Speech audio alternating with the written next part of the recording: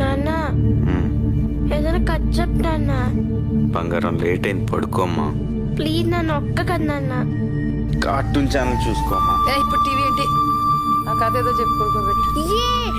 నాన్న చెప్పు నాన్న. నాన్న చెప్పు నాన్న. సరే. అనగనగా ఒక ఊళ్ళో ఒక రాజు ఉన్నాడంట.